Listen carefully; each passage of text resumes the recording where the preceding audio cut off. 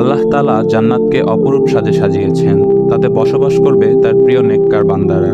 জান্নাতে মানুষ পৃথিবীর মতো স্ত্রী ও পরিবার লাভ করবে। তারা সেখানে নিজেদের মুমিন স্ত্রীদের পাবে, সাথে আরও পাবে আল্লাহ তাআলার এক অনুপম সৃষ্টি, কল্পনাতীত রূপ ও গুণের অধিকারী ডাগন নয়না রমণী। কোরআন হাদিসে যাদেরকে হুর বলে আখ্যায়িত করা হয়েছে, আল্লাহর বিশেষ অনুগ্রহ হিসেবে পুরুষরা হুর লাভ করবে।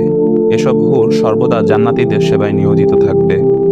হুর এটি আরবি শব্দ, যার অর্থ শুভ্র বর্ণের নারী। এরা হবে ঈর্ষণীয় রূপলাবণ্যের সেরা। হুর স্ত্রীদের গঠন ও সৌন্দর্য হবে অতুলনীয়। মহান আল্লাহ বলেন, তারা পরিধান করবে মিহি ও পুরো রেশমি বস্ত্র এবং মুখোমুখি হয়ে বসবে। জান্নাতি হুরদের বৈশিষ্ট্য: অনিন্দ্য সৌন্দর্যের অধিকারিণী।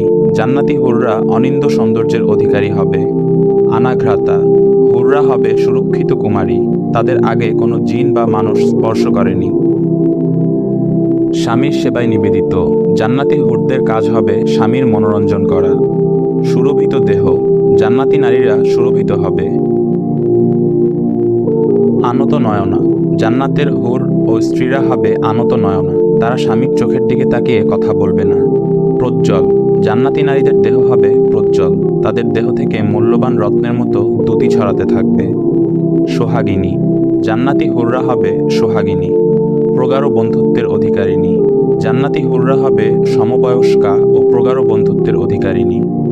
স্বচ্ছ দেহের অধিকারিণী: অধিক সৌন্দর্যের কারণে জান্নাতি নারী ও হুরদের দেহে স্বচ্ছতা থাকবে, ফলে তাদের শরীরে হাড়ের মগজও দেখা যাবে।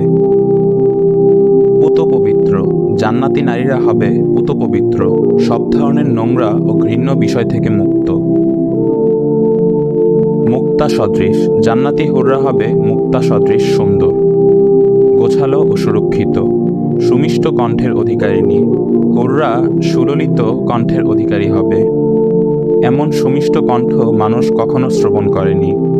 চিরযৌবনা: জান্নাতি স্ত্রীরা চিরযৌবনা হবে, তারা কখনো বৃদ্ধা হবে না এবং তাদের সৌন্দর্য নষ্ট হবে না।